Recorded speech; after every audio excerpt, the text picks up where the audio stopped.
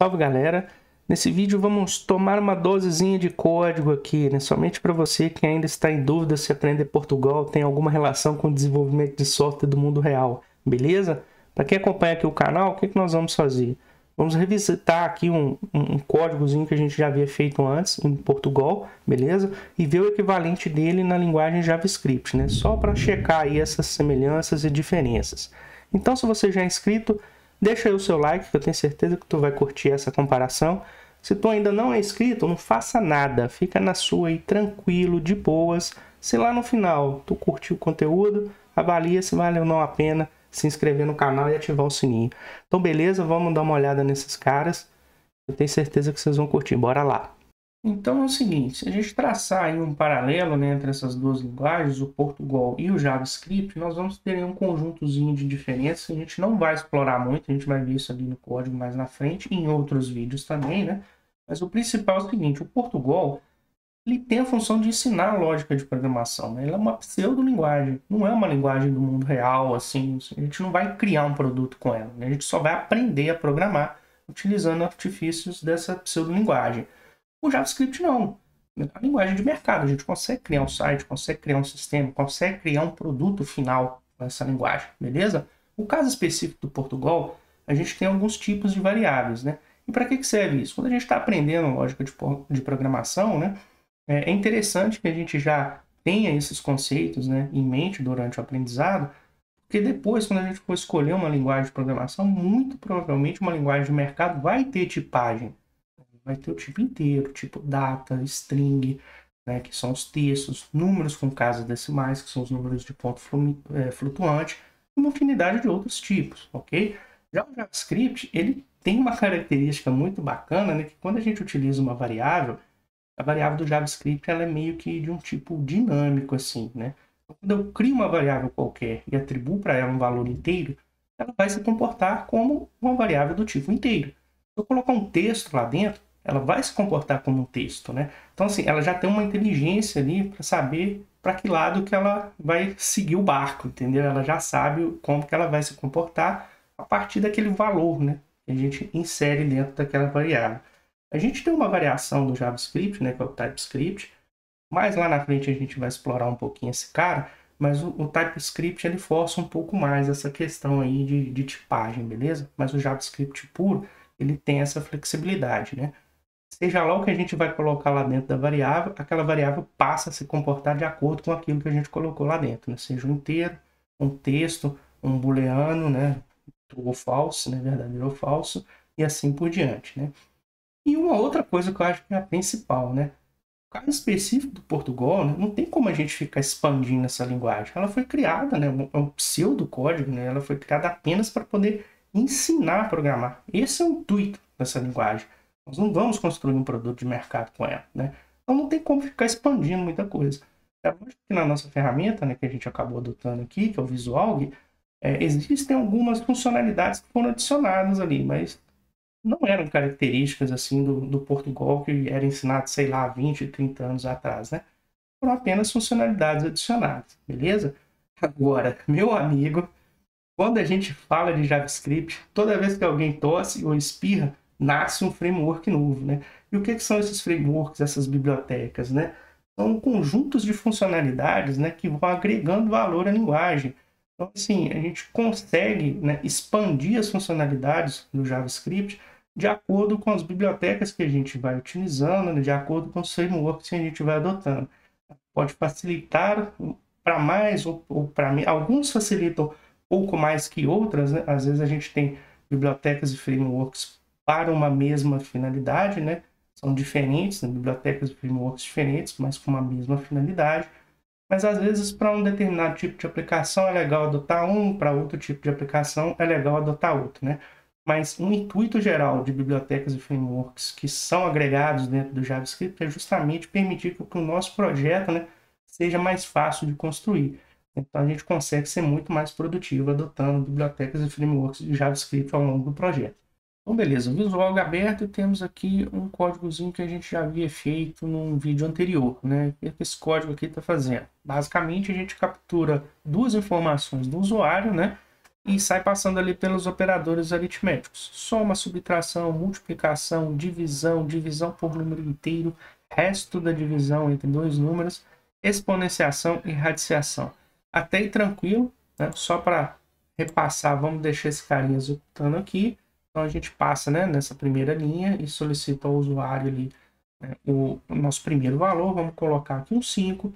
Na linha 11, a gente solicita para ele um segundo valor, vamos colocar aqui um 3 e ele vai sair executando todos os cálculos, né? Então, basicamente, soma, subtração, multiplicação, divisão, resto da divisão, né, que a gente tem aqui, aliás, divisão do número inteiro, resto da divisão, exponenciação e radiciação. Não vamos detalhar muito não, porque a gente já havia passado por esse código antes, né?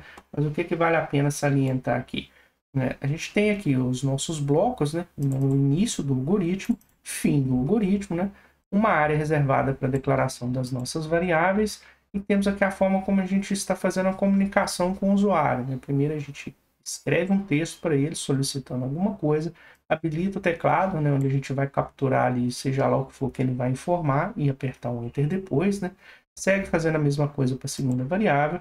E depois fazemos as atribuições na variável resultado, né, dos cálculos feitos, né, a cada um dos operadores. Então a gente tem um operador de atribuição, os termos que a gente está utilizando, capturados do usuário, né, e qual operador que a gente vai utilizar em cada uma das duas situações aqui, aliás, dessas N situações aqui.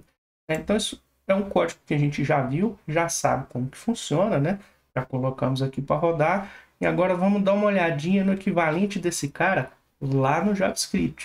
Então, beleza, vamos lá, vamos abrir um JavaScript. Eu já tinha deixado um projetinho pronto aqui. Ele é composto por dois arquivos. O arquivo index.html, onde eu tenho um HTML aqui praticamente vazio. A única coisa que ele faz é puxar para mim o arquivo JS, que é o nosso arquivo JavaScript.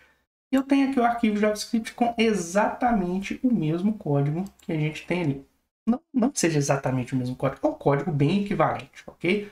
Então, vamos dar uma passada nesse cara aqui para a gente já analisar as diferenças aqui dos blocos, beleza? No caso do nosso Portugal, né, a gente começa com algoritmo, mais o nome do algoritmo, e fim algoritmo aqui, e o conteúdo da nossa lógica inteira dentro desse bloco.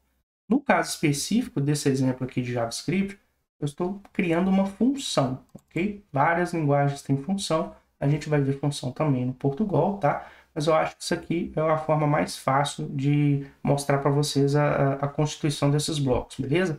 O que eu tenho aqui? Após a função, eu tenho o nome dela, né? Eu chamei de Portugal versus JS, exatamente como eu havia feito aqui, né? E como que ele inicia e termina, né, os blocos de comando, né? O conteúdo do algoritmo. Com as chaves, né? Os caracteres de abrir e fechar chaves, né? E a gente já tem aqui algumas coisas que são muito semelhantes, né? Então, eu declarei todas as variáveis que eu precisava aqui separado por vírgula, da mesma forma que eu havia feito no Portugal. E aqui começam já as diferenças, né? No caso específico do Portugal, a gente utilizou tipagem, né? E no caso específico do JavaScript, né, nós não utilizamos tipagem, porque como eu havia dito antes, né, a tipagem no JavaScript é dinâmica, beleza? Então vamos lá. Vamos começar a falar sobre abstração, né? Então, quando a gente trabalha com Portugal, a gente meio que está abstraindo, né, a forma como a gente está comunicando com o usuário através dessa funcionalidade que é escreva, né? A gente está simplesmente escrevendo no nosso terminal uma informação, né, pedindo para o usuário lançar para a gente um determinado valor, né? E assim que a gente libera para ele, né, o teclado para ele digitar e aperta o Enter, né, e isso é feito através do comando leia, né, a gente pega aquele conteúdo ali que ele informou e atribui dentro da variável. Então isso aqui é uma forma da gente contextualizar quando está aprendendo a lógica de programação. Existe uma forma ali da gente capturar os dados do usuário. No JavaScript existem formas de fazer isso também, existem até mais de uma forma, tá? Mas uma das formas que a gente pode utilizar, por exemplo, é utilizando o prompt, né? Então, basicamente, a gente está pedindo aqui, através do prompt, né, a mesma coisa que a gente pediu para o usuário aqui, né? Pediu para ele informar um determinado valor. E aqui já tem algumas diferençazinhas também, né? Enquanto aqui a gente carrega o valor escrito pelo usuário lá no terminal, né, via teclado, quando ele digita o Enter, na variável do tipo inteira, né? Aqui a gente chama uma funcionalidade que vai capturar esse valor para a gente e devolver esse valor da mesma forma que é feito lá no terminalzinho, mas a gente utiliza um operador de atribuição diferente, que é o operador igual, né? Aqui a gente não precisa usar um operador de atribuição, a gente simplesmente manda carregar direto na variável, beleza? Então, o equivalente, né, que a gente tem ao sinal de menor e tracinho, ou menor e hífen, né, dependendo de como você prefere chamar, o nosso operador de atribuição do Portugal, no JavaScript, ele é o sinal de igual, beleza? Então, já começa a ter aí essas pequenas diferenças, né? Uma outra característica que a gente tem aqui em relação ao JavaScript é o seguinte: quando a gente pede uma informação do usuário dessa forma aqui, né, o que a gente recebe no final das contas? A gente recebe um texto. E como a gente vai fazer cálculos com ele, né, a gente utiliza essa funcionalidade, que é o parseInt. Existem outros também, parseDouble, por aí vai, né, onde a gente pede, né, o que a gente está solicitando para essa funcionalidade aqui, para que ela transforme o valor textual que está dentro da variável termo A, né, em um valor do tipo inteiro. Então, faça o parse para inteiro, beleza? Então, ele vai transformar esse texto inteiro. Olha aqui a mágica acontecendo, né? Eu pego um valor de texto, transformo em inteiro e jogo para dentro de uma variável que tinha texto, né? E ela começa a se comportar como um inteiro a partir daqui. Então, quando a gente fizer essas transformações aqui no JavaScript, ele meio que vai fazer com que dinamicamente aquela variável troque de tipo, né? E a gente consiga trabalhar com ela, né? No demais, né, aqui para baixo, não vai mudar praticamente nada, né? Então, a gente tem os mesmos operadores aqui, né, de atribuição sendo chamados com o respectivo cálculo e a gente vai colocando na variável resultado para depois escrever na tela para o usuário. No caso do JavaScript, a gente vai escrever na console do navegador, beleza? E aqui já vem outra diferença, né?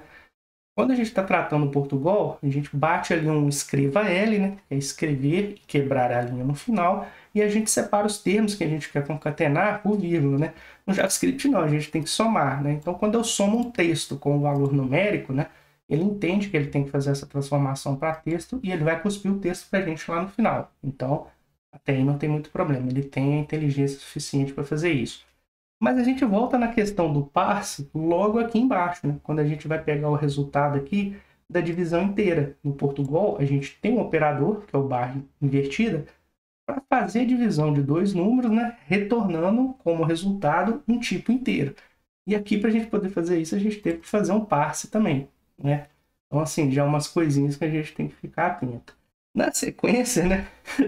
Brincadeira, já na linha de baixo, a gente já tem uma outra característica também. No Portugal, a gente escreve texto já direto com a barra invertida, né? Só que a barra invertida no JavaScript, ela é um caractere de escape. Eu consigo combinar esse caractere com outros. Então, se depois da primeira barra eu colocar o N, né, o caractere N de nariz, né? O que ele vai fazer? Ele vai quebrar a linha para mim, né? Então, é como se eu tivesse lá na máquina de escrever, por exemplo, né? Apertasse para trocar de linha, ou no computador, desse um Enter ali no documento do Word para ele poder quebrar a linha, ele vai fazer exatamente isso. Mas ele tem, né, como funcionalidade também, né, essa característica de, se eu coloco o caractere de barra aqui, né, e eu não coloco na sequência dele um outro caractere que é um comando, né, o caractere seguinte ele considera como sendo um texto mesmo, né? Então, quando eu coloco duas barras, ele entende, pô, coloquei a primeira barra. O que eu tenho que fazer depois? É um comando? Não, não é um comando. Ah, beleza, então eu vou pôr como se fosse um texto mesmo. E ele vai colocar a barrinha lá pra gente de acordo com o que está aqui no Portugal, beleza? De semelhança aqui, a gente já tem já os operadores, né? Inclusive a gente tem um operador de mod aqui, né? Que é o resto de divisão, exatamente igual, né? E mais para baixo a gente parte para mais uma outra diferença, né? No Portugal, a gente tem um operador específico para exponenciação e radiciação, né? Que são um operador que é o acento circunflexo aqui, certo? No caso específico, no JavaScript, a gente tem essa característica em outras linguagens também, né? A gente está trabalhando aqui com uma biblioteca. Então, a gente tem a biblioteca Math.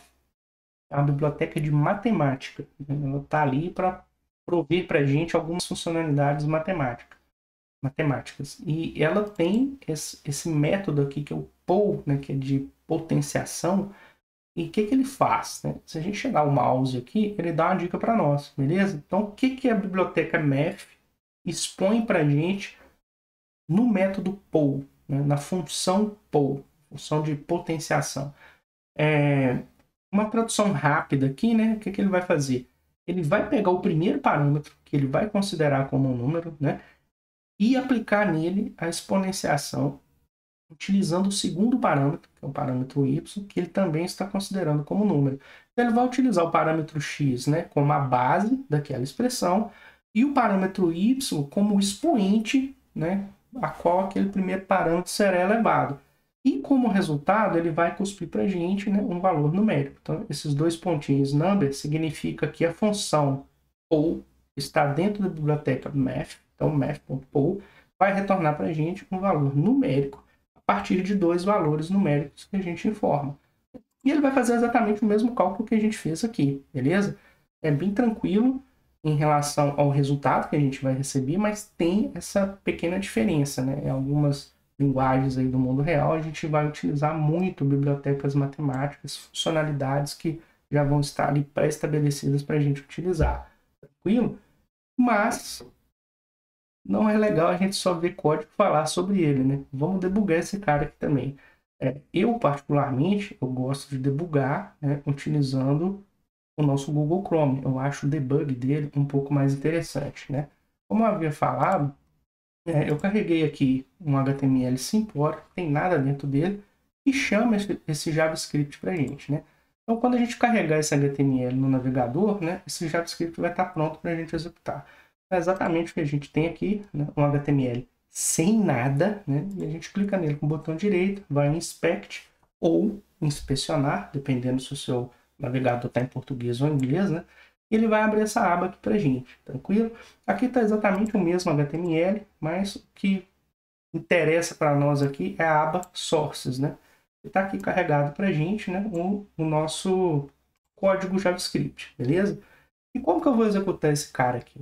Só a título de ilustração, eu vou copiar aqui para não ter perigo de errar, eu sempre erro na hora que eu estou escrevendo. Eu vou copiar o nome do método, abrir e fechar parênteses, o que quer dizer que eu estou evocando aquele método, e vou dar um Enter. E tudo.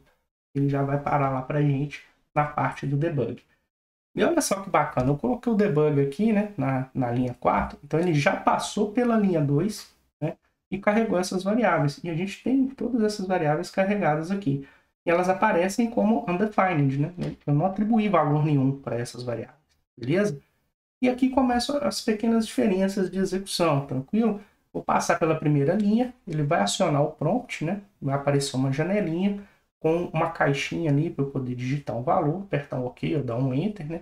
Ele vai lançar esse valor dentro da variável termo A, né? Através desse operador de atribuição aqui. Então vamos lá. O primeiro passo do comando é abrir a janela. Eu vou colocar lá, por exemplo, um 5, apertar o OK e ele atribui o valor para a variável termo A. Mas aqui já começa, né, uma característica da linguagem.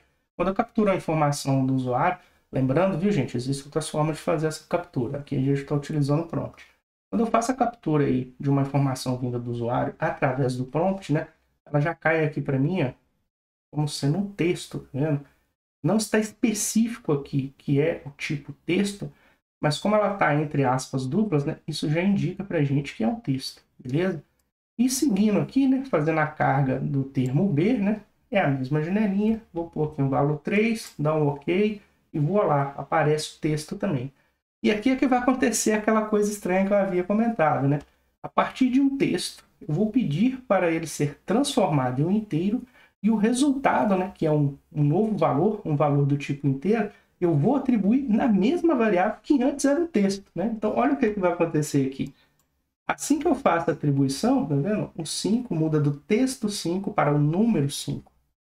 Então, isso é uma característica específica aí do JavaScript. É lógico que lá no TypeScript isso vai se comportar de uma forma diferente, a gente consegue tipar, fica mais legal. Mas para esse caso específico aqui, vamos dar continuidade e a gente já tem que entender isso, né? Para fazer um cálculo, a partir de uma variável que eu recebi como texto, eu transformo ela naquele determinado valor, seja ele inteiro, um número real, né, com casas decimais e assim por diante. E aqui, dando sequência, A gente vai entrar nos operadores, fazendo os cálculos, né, e fazendo as atribuições, e vai funcionar, galera, exatamente da mesma forma que no Portugal, né? Fiz a atribuição, ele fez o cálculo, né? 5 mais 3, resultado 8. E aqui eu vou no console.log, ele vai aparecer aqui, nessa linha de console, né? A concatenação, né, desses dois elementos. Um texto com uma variável do tipo inteiro. Então, o que ele vai fazer? Explicitamente ali, ele já vai fazer a conversão do inteiro para texto. E pronto, está lá o nosso valor, né, em forma textual. E aqui a gente dá sequência, ele sai fazendo os cálculos, né, o comportamento é exatamente o mesmo, né?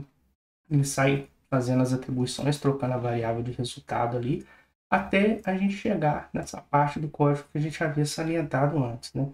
Como eu tenho um caractere de barra invertida, e a barra invertida é um caractere especial lá no JavaScript, bastou a gente colocar duas barras invertidas, ele vai cuspir aqui para a gente apenas uma, né? Ele sabe que, beleza, tem uma barra invertida. Se o próximo caractere não é um caractere de comando, eu vou lançar esse caractere como texto. E no caso não era, ele lançou o texto da barra invertida. Então, beleza. O operador de resto de divisão funciona do mesmo jeito, né, que é o mod. Bate para a gente aqui um resultado, né, o resto é 2, quando a gente divide aí um 5 por 3. E dando sequência, ele vai acionar lá dentro da biblioteca de matemática, né, a função de potenciação e vai elevar o nosso primeiro termo, né, ao segundo termo. Então, 5 vezes 5 vezes 5 dá 125. E ele lança um resultado aqui pra gente. A radiciação eu não vou saber fazer de cabeça, né? Mas eu tenho certeza que ele não vai errar. Vai dar 1,79975 e mais uma tonelada ali de números com casas decimais. Beleza? Então, a grosso modo, o que está acontecendo aqui? A gente executou um código JavaScript extremamente parecido com o que a gente tinha de Portugal, né? A lógica, o fluxo é basicamente o mesmo, não mudou muita coisa, né? E a gente pode traçar aqui vários paralelos aqui de semelhanças e alguns de diferenças também. Então, quando a gente está aprendendo Portugal, a gente vai mais direto na lógica, a gente não precisa entrar nas nuances da linguagem, né? Os detalhes da linguagem. Quando a gente aprende lógica de programação utilizando uma linguagem já do mundo real, né? A gente tem esse pouquinho de trabalho extra aí, que é ficar aprendendo também características da linguagem no meio do aprendizado da lógica, né? Então, isso vai dificultando ali um pouquinho a curva de aprendizado. Então, é só por isso que a gente está utilizando o Portugal. Assim que a gente tiver com a lógica bem afiadinha mesmo, né? A gente vai fazendo essa migração para outras linguagens. Mas aí eu lanço um questionamento para vocês aí, e a linguagem que vocês acharem que vale a pena, a gente toca com ela, beleza? Então é isso aí. Se você curtiu o conteúdo, deixa aí o seu like. Se você caiu de paraquedas aqui nesse canal, né? Sabe-se lá como que você conseguiu chegar até esse vídeo, né? Se esse conteúdo foi importante para você, se você achou interessante de alguma forma, avalie aí se vale a pena ou não seguir a gente aqui no canal e acompanhar os próximos vídeos. Então é isso aí. Aquele abraço e até o próximo vídeo, galera.